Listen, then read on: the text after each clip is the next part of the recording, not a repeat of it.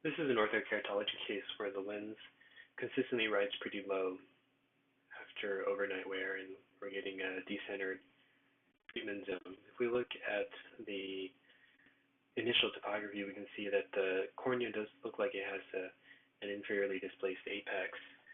Um, the raw photo shows that a lot of the data up here is extrapolated by the software, so initially we didn't go to a freeform lens because we're not really we're working more with calculated data as opposed to recorded data.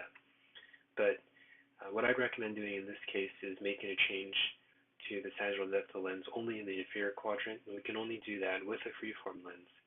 So first thing I do in this case is redesign in freeform, and at the same time I would turn the blending back on or uncheck the blend box. So we'll go to, let's measure here, 6.1 looks like a 7.1 here, 1620 and a +1 power. So we're going to go into configuration settings, choose an ortho-K setting.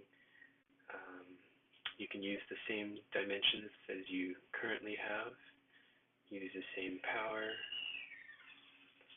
We're going to go freeform, axial, and then leave the B box unchecked. We'll adjust the sender thickness so it matches the current one as well. And then I'll pause the video while Wave calculates this lens out. Okay, here's the new Wave design in freeform mode. I'll bump the power a little bit since we were a little bit above 1 with the other lens. And then I'm also going to lift the edge here. So let's lift it about 10 microns. Right now we have it's not on the window. Let me scoot if you hover over, you can see that the sagittal depth here is 1698.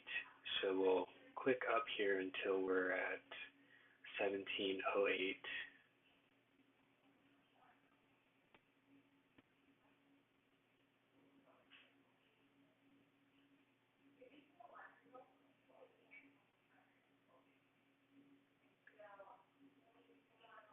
I take that back. We're actually reducing it to 1688, not adding.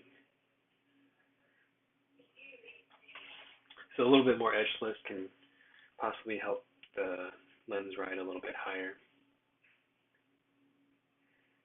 That's in 100% mode, so that's all the way around the lens. And then just in the inferior quadrant, 25% mode, this is the one where we're going to increase sagittal depth. Right now we're at 835, and let's add 12, so our new number will be 847.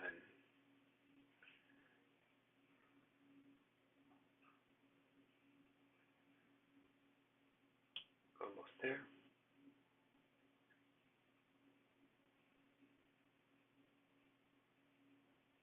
So this new lens in the inferior quadrant only will hit the cornea a little bit sooner, and the hope is that that will push the lens upward a little bit while it's being worn on the eye and get a slightly better centered treatment zone. So hopefully this is helpful, and best of luck with your patient.